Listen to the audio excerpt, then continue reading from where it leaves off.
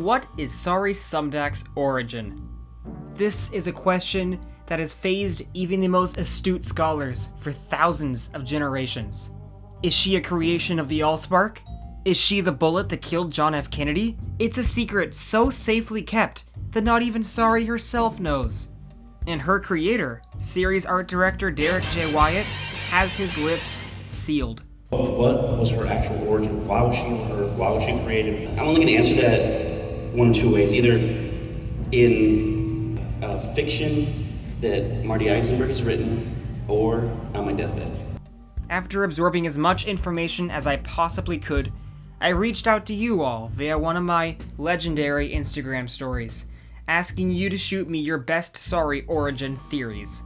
Now, I will debunk 15 of them, one by one, before reaching what I believe to be her true origin, in an epic event culminating in a clear and solid hint from the show's head writer himself, Marty Isенberg. I can answer both of those questions if you want. You can answer what Sari's origin was supposed to be? Some years ago, I saw a very strange flash of light coming from my laboratory. I had never seen anything like it. A little body like liquid metal. I touched it and got quite a shock.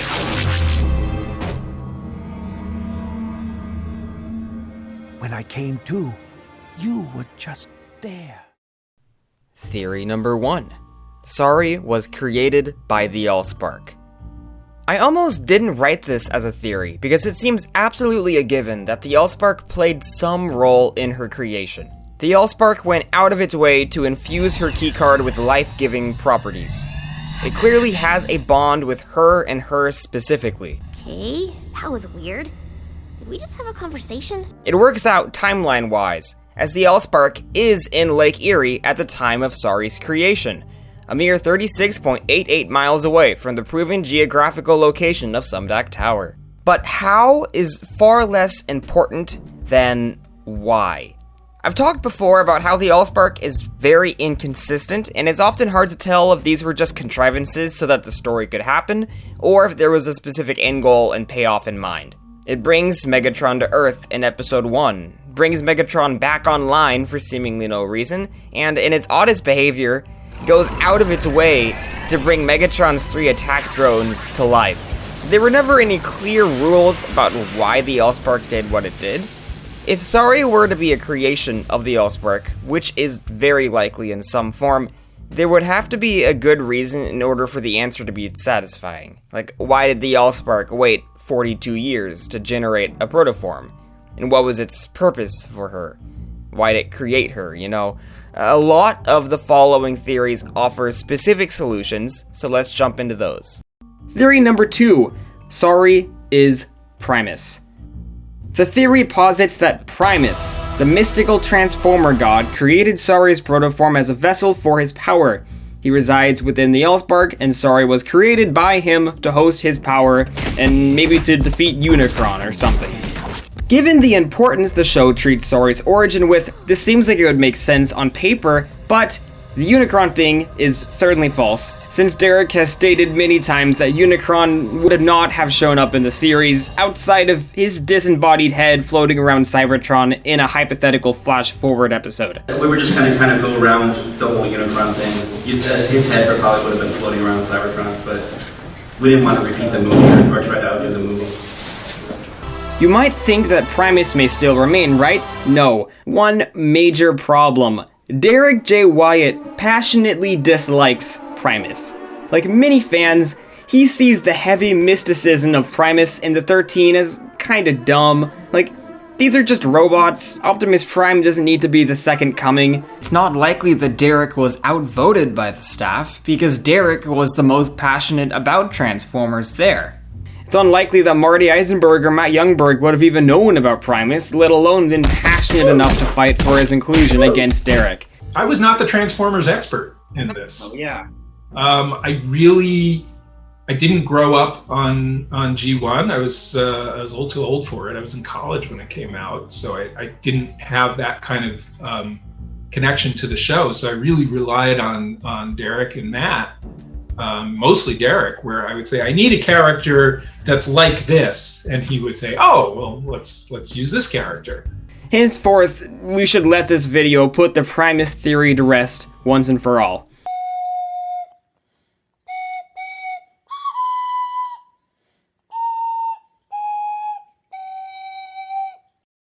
Theory number 3, from the Cybertron.com forums. Sari is RC.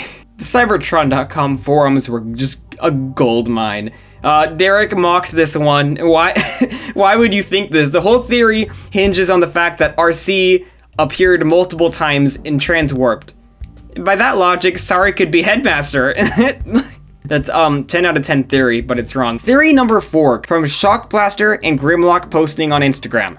Sari Sumdac is a pretender. For those who are unaware, pretenders are essentially transformers that hide in human or monster shells. New Pretender Transformers are here. Released in the late 80s when the Transformers franchise was on life support and just waiting for Beast Wars to come around. The theory posits that Sari is a pretender. That's really it. This theory kind of falls apart if you just pay attention to how pretenders work. Robots hide in human shells. Is the implication then that Sari has a large human shell that she can climb inside of? Or is a smaller robot going to pop out of Sari one day? Even with the movie Pretender, that's different and weird. It's a robot that one-to-one transforms into a human. That still doesn't make sense, seeing as Sari's base form is techno-organic. So on top of the Pretender theory not making sense if you know what a pretender is, we can also disprove this from the words of Mr. Wyatt.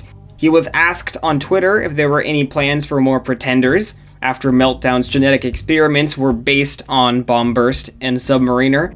Derrick replied with 2 names that they were considering to be included as monsters, maybe, but he said that they didn't have any more plans of adapting pretenders outside of making a few monsters based on them. Sari's origin would have to feel appropriate and built up to. You can't just reveal like, oh my god, Sari's a pretender, because no one knows what a pretender is yet. Throughout 42 episodes of Transformers Animated, there are approximately 0 mentions of pretenders, as well as 0 appearances made by pretenders. So, based on why this doesn't make sense from a production standpoint and a narrative standpoint, I think we're ready to toss it aside. Theory number 5 is from the Cybertron.com forums. Sari is a Constructicon Minicon utility knife. No. Theory number 6, they were completely making Sari's origin up as they went along, and they had no real plan. This started cropping up when, at TF Nation 2019, it seems that Mr. Eisenberg confirmed this as being the case, given this brief paraphrase of what he said. However, Derrick has been on record as saying this. Everything about Sari, we know. We know her past and we know her future. The whole Sari... What I've discovered through the years of listening to Marty and Derrick's interviews is that their statements about the 4th season and the show in general often directly contradict each other. This was par for the course, so I decided to reach out to each of them for elaboration. I tweeted at Mr. Wyatt and asked if he was bluffing. He admitted to bluffing about knowing her future, but he reassured me that they definitely knew what her origin was.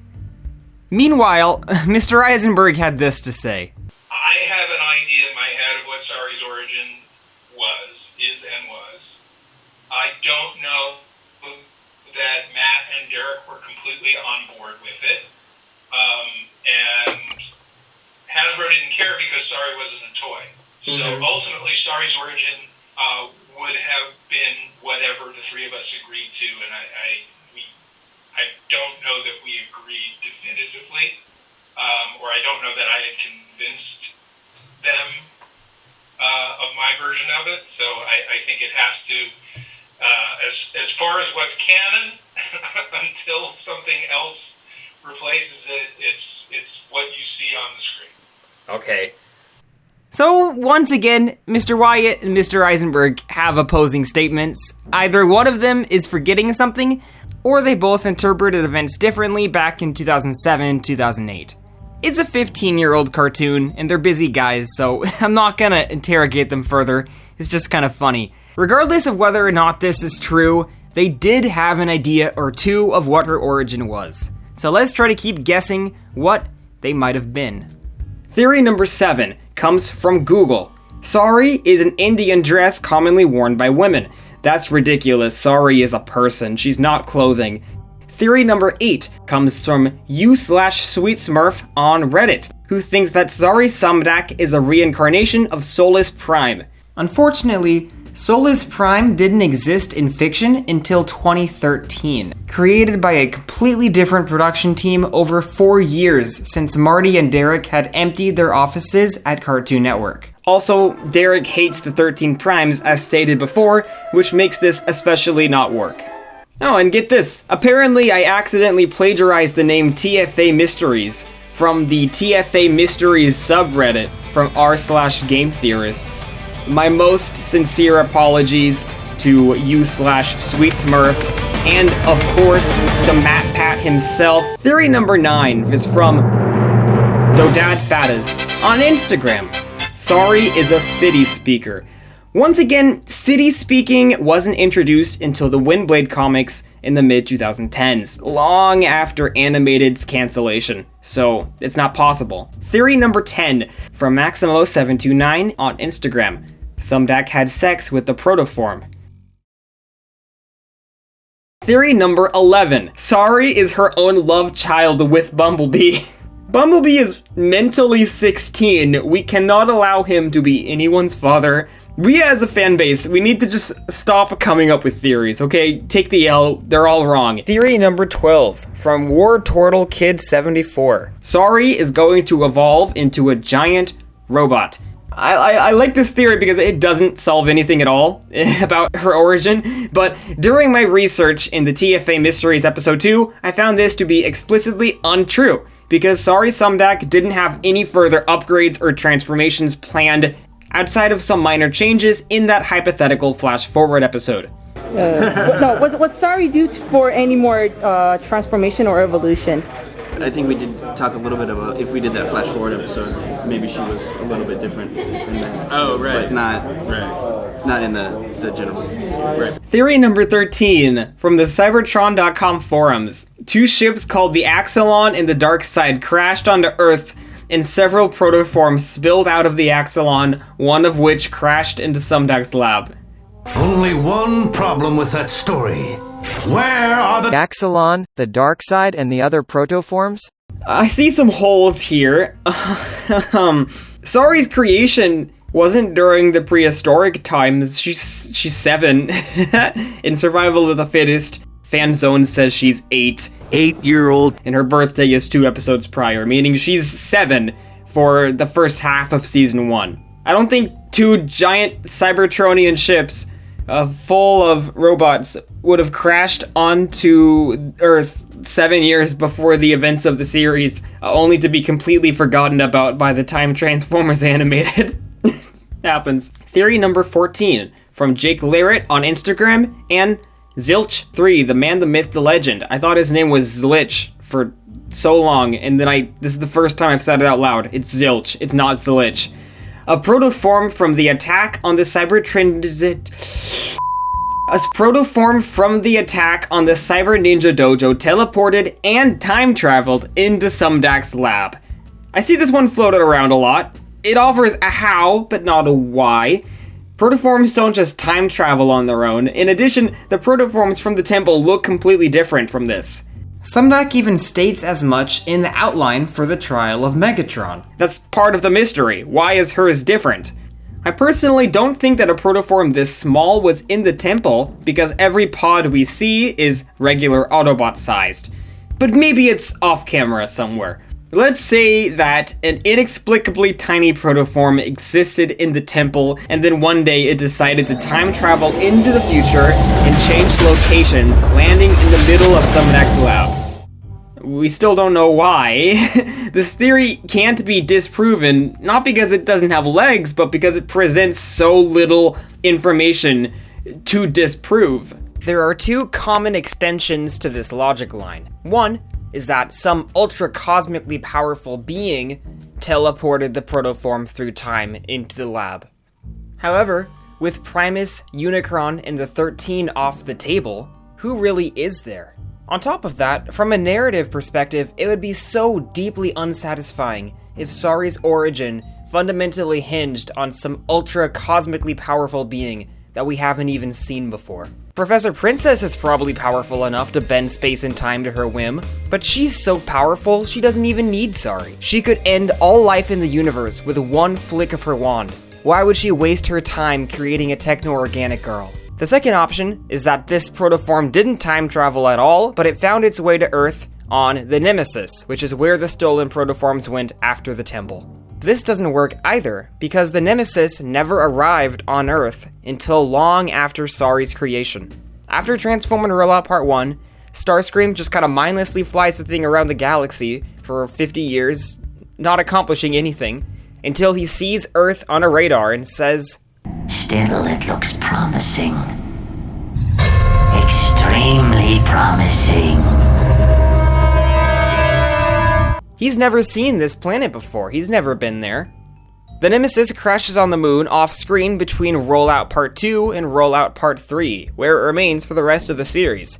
Sari is already here, and already 7. Number 15, Burger King foot lettuce. 50 years ago, Omega Supreme crashes into Lake Erie, and Megatron's head crashes into Sumdac's barn. Sumdac reverse engineers the head, invents robots, and eventually builds or buys Sumdac Tower. 42 to 43 years after the crash, a protoform appears in his lab. He touches it and infuses it with his DNA, and Sari Sumdac appears. What other elements are in play? Down below in Lake Erie, the life-giving Allspark. And what's in Sumdac's lab? You've got some inventions, tools, maybe some sex toys, and the decapitated but semi-conscious head of Megatron. The shot of Sumdac touching the protoform is boarded and staged in a very specific and intentional manner. In every other shot from Season 1, Megatron's head looms over the lab, and yet they go out of their way to not showcase it during this scene. Megatron's head is directly off-screen in this shot. What if Megatron's unconscious head played a role in the creation of Sari Sumdac? Theory number 15, the Megatron theory, presented by myself as well as Instagram users Snowboy222, Little Miss Tiff, Menez007, Dodaz Fadad, and Crisp, and Chris.Crispies. Look at this artist! Art! Follow this art! The show famously foreshadowed Sari's protoform origin. Alone on a spaceship at the bottom of Lake Erie with this protoform? Maybe she came here from another planet in some kind of egg and crashed on Sumdac's doorstep. Or maybe she's really a robot. This means that any line of dialogue from the show could have been foreshadowing something as well, but we never got to see it play out or find out that the line was foreshadowing due to the show's cancellation. My dad put Megatron parts in me? This lovely patron of mine pointed out that the protoforms are mentioned in the very first sentence about Megatron spoken in the entire show. Megatron? As in the cruel and vicious Decepticon leader who eats Autobot protoforms for breakfast? Okay, when I was first getting into Transformers, I met a kid at summer camp who was explaining it to me, and he explained that the war happened because the Decepticons are eating the Autobots, and I never saw that kid again after that, 1 week, but I personally speculate that he misinterpreted this line from Transform and Roll Out Part 1. I think about that a lot. In Lost and Found, Sari pleads with the Allspark, which only projects to her an image of Megatron. Why? The natural assumption is that the Allspark was trying to communicate the imminent arrival of Megatron. But there could be added layers of context and meaning to this as well. The Allspark reacts very strangely to Megatron in Season 1. How do we know the Allspark, sitting fully online and seemingly alive in Lake Erie for 50 years, didn't sense Megatron's head and send the blast of Allspark energy into Sumdac's lab, inadvertently transforming part of Megatron into Sari? That seems ridiculous, doesn't it? The Allspark randomly creating a protoform of Cybertronian metal? It might, until you realize that's exactly how protoform creation works in this continuity, and it would have been a plot point in the 4th season of Transformers Animated. Jim Sorenson and Bill Forster actually read the outline for the trial of Megatron prior to creating the Almanac. On the Allspark Almanac page about protoforms, the sonic canyons are stated to be the origin of protoforms. The Allspark, at the core of Cybertron, embeds the protoforms with sparks, and they emerge through the sonic canyon. They can't be made of any old metal, but only protomatter, Transformers metal melted down. Basically, protomatter is transformium. This seemed like a strange throwaway detail until 4 years later, when the trial of Megatron's outline was released during TF Nation 2019. In the trial of Megatron Part 1, Prowl's corpse is melted down and turned into a protoform. In Part 3, Megatron blasts Kaon off the planet, destabilizing the sonic canyons in the process, which poses a threat to the entire planet. Sari, in the Season 4 premiere, gets to see the creation of protoforms and comes to understand how the Allspark embeds protoforms with life through sonic canyons. In the Season 4 finale, Megatron must be destroyed. Sari would have made a significant realization about her origin. Do you think it could have been tied to Megatron, whom the arc would have fundamentally revolved around? So here's the theory. Some metal or matter from Megatron separates from him, falls on the floor, the Allspark senses the activity, and shoots a blast of energy his way. The Allspark energy and the protomatter lead to the creation of a special protoform with unique properties. Sari Sumdac. Did it have a purpose in mind for her? It's safe to say that Megatron doesn't recognize Sari in the show, but it's not improbable that an Allspark vision quest could return some of his repressed memories from his 50 years of unconsciousness. The right writer could make this seem like a really engaging reveal rather than a cheap retcon. What's most exciting about this to me is the storytelling potential. You could have Sari grapple with the fact that she doesn't have a grand purpose, she's a cosmic accident, only existing because of Megatron. Megatron could come to see Sari as an asset and a weapon to be utilized. Imagine a Megatron-controlled Sari, and Megatron must be destroyed. With my final theory in place, it's time to present it to Mr. Eisenberg. I'm gonna see how far I can push this. Alex and I have a theory that she's created in relation to Megatron because his head's across the lab. Can you say warm or cold, or you want to leave it up in the air? I would say cold. That is not what I had in mind. Okay. How embarrassing! Oh no. Okay, so it's not Megatron. That was all wrong and stupid. But he kept talking. And I will say this: that if you think about it, the answer is obvious. And that's all. I actually enjoy keeping the mystery alive. Yeah, I've noticed that over the last 15 years. I will say that if somebody correctly guesses it, I would probably say they are correct, or at least that they're warm. If I were smart, I would have presented some of the other theories, gotten his thoughts. Unfortunately, I am not smart, and the idea to ask any further questions did not pop into my head whatsoever. If you think about it, the answer is obvious. Simple if you think about it. That hint really brings us back to Theory 1. Sari was created by the Allspark. To tell you the truth, prior to the interview with Marty, I didn't even have the Allspark theory in the script because it just seemed confirmed by the show itself. I also had 4 pages and 16 minutes on that Megatron theory in the original draft. R.I.P. So, at this point, I might as well throw the ball back in Marty's court. The answer is probably the Allspark, but the question is, why? Why did it create a protoform in Sumdac's lab, and what was the Allspark's grand purpose for Miss Sari Sumdac? Last month, Marty Isenberg was an absolute champion and sat down with me for a 2.5-hour Zoom interview about the show, the non-renewed 4th season, and any potential future for the show. What if he doesn't come? That'd be funny. It would not be funny, Jesse. I didn't say that. After all the hype. Alex said that. Sorry, I'm losing track. Oh my god, he's okay. I'm gonna admit him. He dropped bombshell information I had never heard before. So I think the plan was to have Starscream recruit them and have them be separate. Look forward to clips from this interview in the remaining episodes of TFA Mysteries. Marty's a busy guy. I got very lucky to land that much time with him, so we don't have plans for another Zoom interview anytime soon. But who knows? Maybe someday I'll present that Allspark theory to him and glean a bit more information.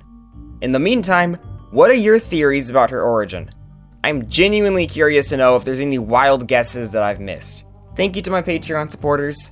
Follow me on social media so I can get more followers than Joe Biden. I'll see you later. Or I could do the Carly Simon thing where I could auction off, the answer. Do you know what I'm referring to? No, I'm too young.